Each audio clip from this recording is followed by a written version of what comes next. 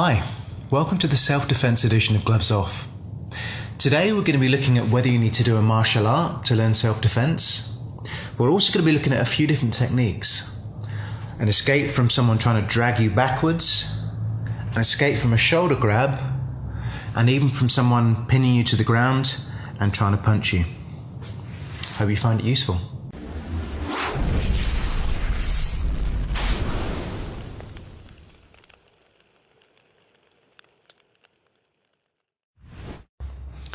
Should you do martial art? Now this is a really interesting question, because if you're looking at self-defense, you might have a club at the end of your road and it might teach a martial art of one description or another. How do you know that it's the right martial art for you? How do you know that it will help you if you're in a tricky circumstance? Well, you know, there are no bad martial arts. It's just martial arts have different strengths, and most instructors will probably tell you that their martial art is good for self-defense.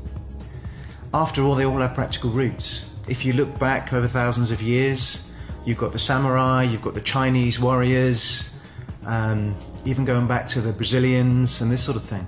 So the martial arts do have roots that are practical, but are they all relevant today? Also, when you look at the martial arts that are out there, they deal with different circumstances. Some of them deal with unarmed, some of them deal with weapons, some of them deal with standing situations, and some of them ground. So let's have a journey through the martial arts today and try and understand a little more about what's going to work and what isn't under pressure. Okay, so firstly, let's take a look at Japan.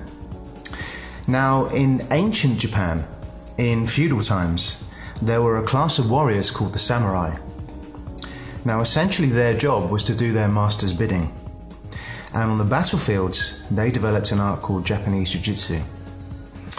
I did Japanese Jiu-Jitsu for about 5 years, a while back, and it's a very interesting art and quite a complete art in a lot of ways. But there were a number of assumptions there. If you look at the warriors, they were generally very athletic, very strong. They were wearing battle armor, and their focus on the battlefield was to dispatch their enemy as quickly as possible. So, for example, a hip throw, an agoshi, would be your back to your opponent's back. You would take them down onto the back of their head, break their neck, kill them, move on to the next guy. So it was quite a ruthless art. And about the same time, there were another class of warriors called the ninjas. Now, these guys didn't have so much etiquette. They weren't so gentlemanly. They were more like assassins. So a lot of ninjutsu is around sneaking up on your opponent, being stealthy, using whichever weapons appropriate, and then disappearing back into the night. So when you look at the Japanese arts, they've evolved over the years, and partly because they needed to be a bit safer, and also partly because of the Japanese mindset. Now, certainly the mindset in a Japanese Jiu-Jitsu class is that you don't question your master. That isn't the Japanese way. And sometimes things aren't practiced in completely realistic scenarios. So obviously, as the art's passed down from one generation to the next, it changes a little bit. Also, when we look at things like judo, judo came out of Japanese Jiu-Jitsu. Someone called Kano took it, and he invented the belt system. So when you see the belts around someone's waist, the idea is that they represent a belt that a Japanese warrior would have worn, and as he had more experience on the field, it would get dirtier and therefore darker.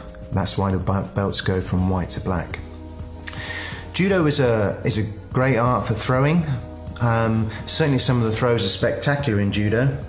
It used to have a lot more groundwork as well, but unfortunately, because of the Olympic rules, there's less and less of that effective groundwork that's being used in judo, and it's more and more about the throws. Now, there are some assumptions in judo as well. We must remember that judo is a sport, because the assumption is your opponent isn't trying to hit you. He's grabbing your lapels, you're grabbing his lapels. And also, very quickly, people get within that sort of clinching range, because within judo there isn't very much outside of that range. So it's important to recognize that. But certainly there's the Ronda Rouseys of this world. who have managed to make a successful transition into MMA from a judo background by adding some effective grappling and striking. Also, out of Japanese Jiu-Jitsu, along with a strain from Okinawa, came some of the karate. When you look at karate guys, they maintain a distance between the two of them, and that's because that's the range that karate works at. Obviously on the street, that range won't necessarily be there.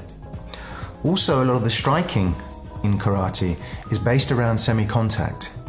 There's some classical strikes, some gakuzukis, some arakans, whatever they may be. They're not necessarily there to finish your opponent, they're there to score points.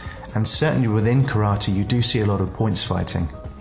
That actually develops reflexes that get you to put in a semi-contact strike and step back. In a real scenario, that wouldn't really do much damage and wouldn't have achieved very much. But it's great for the sport. Also, Aikido. Aikido came out of Japanese Jiu-Jitsu. Basically, they took the very flowing part of Jiu-Jitsu, the four-directional throws, the momentum-based stuff, and turned that into an art. Aikido is very, very classical. And it's a beautiful art to watch, very flowing. But if you analyze the attacks in Aikido, it's generally someone throwing a big, slow looping punch so that you can catch the wrist, or coming towards you with their arm outstretched, simply because Aikido does a lot with wrists and body mechanics and joints and taking that momentum. If someone that did Aikido was to face a boxer, it would be very difficult to catch that wrist. So although Aikido is a very classical art, it's not necessarily practical in most circumstances.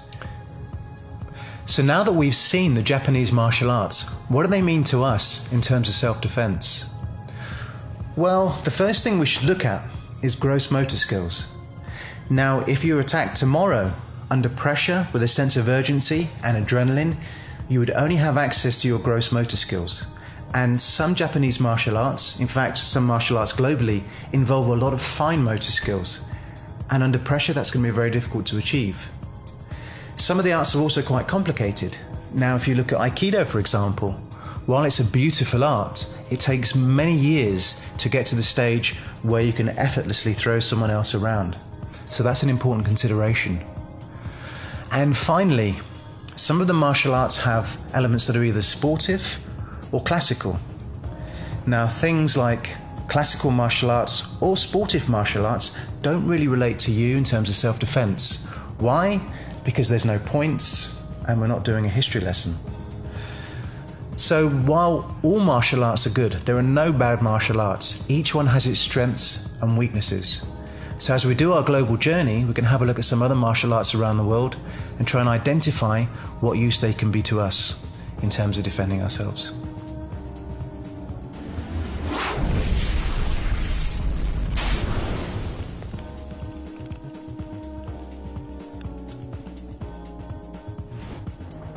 Next we're going to look at a situation where someone has come up behind you and put their arm around your neck here. It may be that they want to drag you backwards or something like this. There are a couple of different variations depending on what you can achieve from there in terms of your posture. We're now going to deal with the first one of those. So this is the situation where someone has come up behind you, wrapped their arm around your neck, but they haven't yet started dragging you backwards. And what we're going to do is we're going to take them straight over the top. So this is the scenario. I'm here, someone comes up behind me, and we take them over the top. So, if you have done a little bit of judo, there's some similar concepts in here in terms of you're throwing them from your hips, but we're going straight over. We're not biasing one side. Okay, so it's straight down the middle. First thing, any attack from behind like this, where someone has their arm around your throat, it's very important that we have a reflex from there. We build an instant reflex to protect your neck.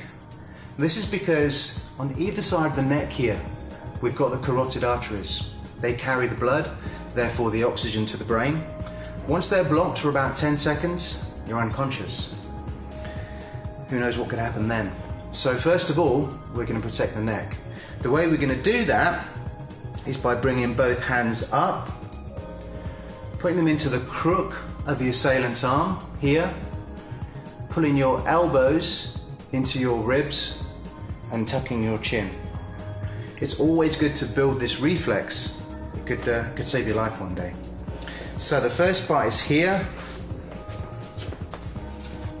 That's what we need to do.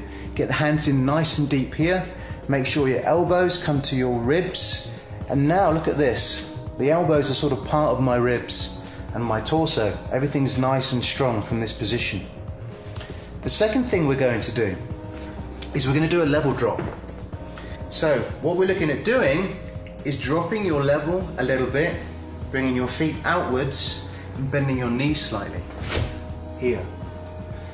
My knees are slightly bent, my feet are sort of shoulder and half width apart, and then we've got a good posture and good base to take the other person right over the top. A few things we need to look out for from there. One of the first things is, if you think about dropping into this position, a very important mistake that a lot of people do when they first do it is actually jumping up a little bit first. So if you try this, look at the level of your head, okay? The height of your head shouldn't go up and then down. It should go straight down, and that's important, because if someone was trying to drag you here and they came behind you, if you jump up for a fraction of a second, that's going to give them the momentum and the impetus to actually drag you away. So we're looking at going straight down in this position. When we get there, we've got this tucked, everything's safe. You're literally going to lean forward and put your head between your legs and take them over the top. Okay, so we're here, here, and then straight over. It's worth practicing this initially with your friends, your mates, your husband, your wife, whatever it may be.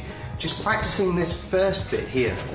Okay, we don't necessarily always need to take someone over the top.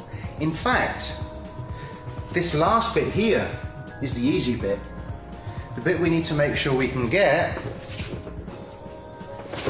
is this. Okay, if we look now, I know I can feel the hips are joined here. If I push my hips out and lean forward, it's going to be easy to take the person over the top. So you can practice this one without endangering your other half or your mates on the kitchen floor, whatever it may be. As long as you drop your hips as well, it means you're going to be able to do it against someone that is a little bit bigger and a little bit stronger than you are. And that's very important. So, I'm here, I come up, I grab Amy around the throat, she drops into base, and then over we go.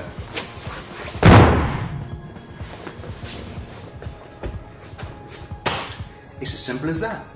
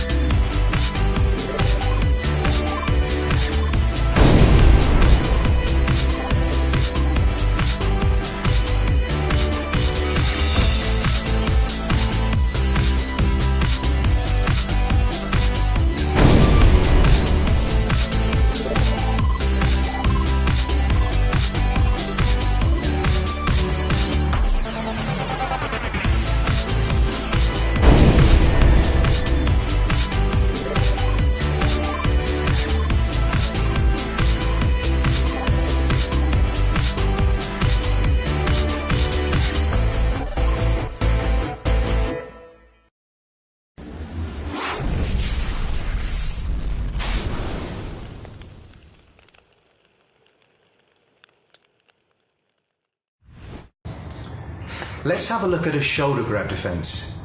Now, if someone comes up to you and they might grab you here over the shoulder, and we need some sort of defense to this. So let's have a look. So the person comes up, grabs you on the shoulder. It's very instinctive from here to bring your arms up, and it's absolutely the right thing to do. After all, I don't want to be leaving my hands in my pockets or something, and I could get punched in the face and anything else could go on from here. So my arm's going to come up. This arm is going to come through underneath, right close to the elbow here. And now I'm going to bring the other arm underneath here. You can use a hook grip here, you can grab here, as long as your forearm is close to your torso, and then you rotate through. You can see what it's doing to your opponent's shoulder. A couple of common mistakes with this one, things we need to look out for. Firstly, as you come over, don't come too high this way. If I'm up here, it's actually quite difficult to finish this lock. So what we're looking at doing is coming right over the top of the elbow, here. The other thing, of course, from this position, try and make sure that this arm is close to your torso. You'll see it in a lot of jiu-jitsu and grappling arts, where whenever your arms are pinned to your body, you're using a bigger body part, you're using your entire torso to put the lock on. If I'm here and I've got this distance, then it's just my arm, and that might not be enough. So, I'm the bad guy, I come up, I grab, comes around, and then down. Nice and simple. One shoulder grab defense.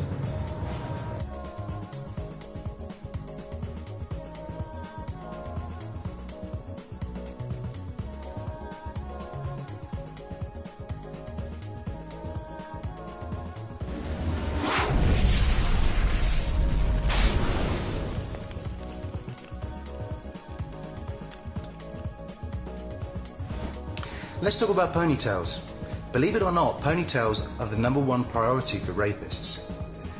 If you look at a ponytail here, this is perfect for someone that wants to drag you away. A nice handful of hair, a perfect handle for the head, you can be dragged backwards. So a word of warning, if you have got long hair and you're walking through an area where you're a little bit concerned, don't have a ponytail, just let your hair hang. It's going to be a lot safer.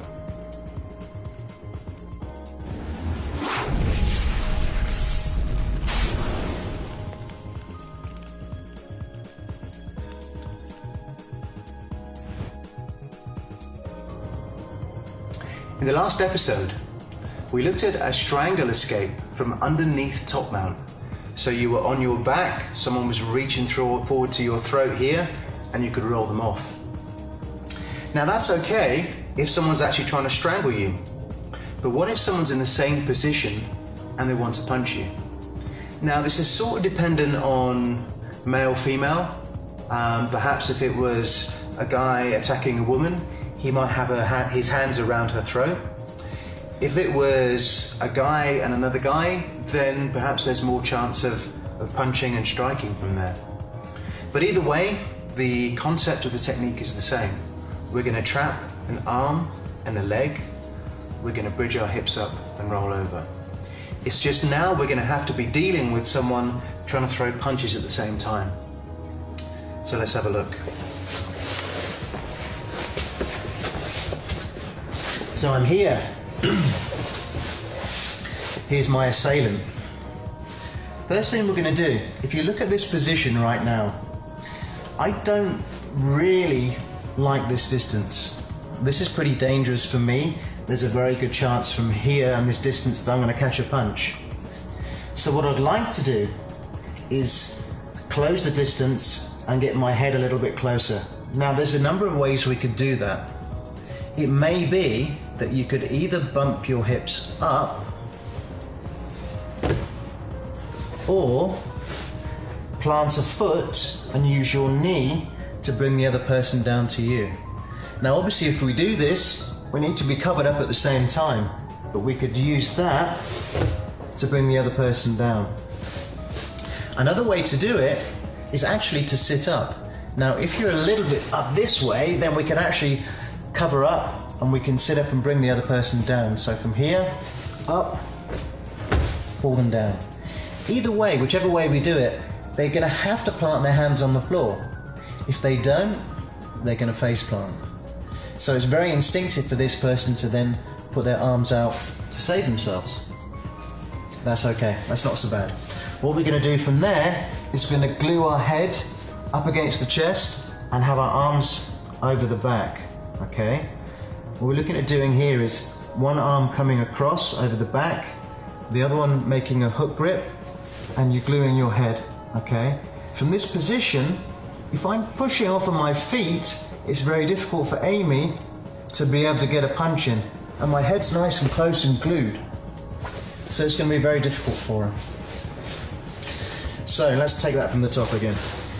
I'm here. I need to bring my assailant down to the ground, okay? I'm either going to come up and bring her down, or perhaps use my knee, or whatever it is, we're going to end up in this position. My arm's going to come over the back.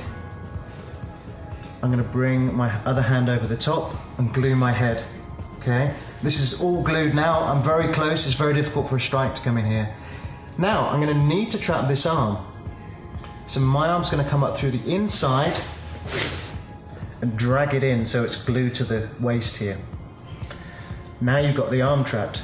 A very quick safety tip. This person needs to turn their hand over and cup your shoulder. Then we're not going to worry about bending wrists backwards. So, we've got the arm trapped. Now we need the leg trapped. So my leg is going to come to the outside, and we're here. From this position, I'm going to lift my hips up and roll over. I'm going to lead with this arm. It's almost like my wrist is being dragged in this direction. This is going to lead the movement to actually change the angle of Amy's torso so that it's easy to do the roll. Hips come up, roll over, here. Okay, once you end up in this position, I'm going to tuck my head in. Okay, if she wanted to punch me from there, she's probably going to want to punch me from here as well. So I'm not going to end up like this. Problem. So, let's have a look at that again. Let's break it down a little bit. First thing from here, it's very difficult not to panic, and I've seen it many times. You're here, and you know it's a major problem for guys that do MMA. I mean, I'm sure in self-defense it would be exactly the same. Very difficult not to panic from here. The first thing you're going to do is protect your jawline. Okay, very, very important. So your hands come up and you tuck your chin. You could be moving about a little bit from here, but either way, we're going to bring the other person down. Now let's say, for example, that Amy ended up a little bit further up this way, or it might be that she's a lot taller than me.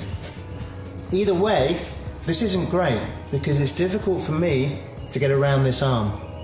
So what you're going to do from this position is reach over the shoulders and pull yourself up and then back again. Common mistake from here is just being too relaxed with your legs. If I'm too relaxed here, I'm not really pulling Amy's torso to the ground. She can come across in front of my face and then punch me anyway. Okay. So really from here, you're actually arching your back in this direction. It's very difficult for her now to lift the hands off of the ground to get the punch in. Come through. Bring your elbow down to your ribs here. Boom, nice and tight. You're actually going this way with your palm up and you're using your back, if you like, to close this up. Okay, nice and tight. Your hand can cup over the top here. Not too deep, otherwise it's going to get trapped when we roll. This arm's trapped. My other foot here is going to come out, and essentially I need to make sure that my right foot in this case is in the middle, okay? Nice and deep in the middle here, so that as I roll Amy over, this leg doesn't get caught underneath mine. So I'm here, and then follow with the hips. Very common mistake from here is not using the hips enough. I need to make sure that my hips are going to come off of the ground. The hips are very powerful when it comes to a lot of body mechanics on the ground. To really emphasize the hips, you're not just rolling this way, okay? You're elevating the hips upwards, you're taking the other person in this direction, and then you're going over afterwards.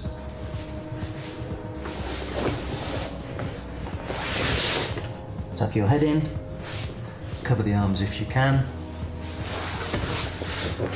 and then get up and run away. Okay, so Amy's going to do one to me now. Okay, so I'm here in top mount.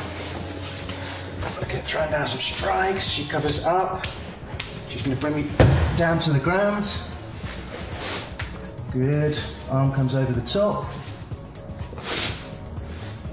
Trap the foot, bridge and roll. There we go.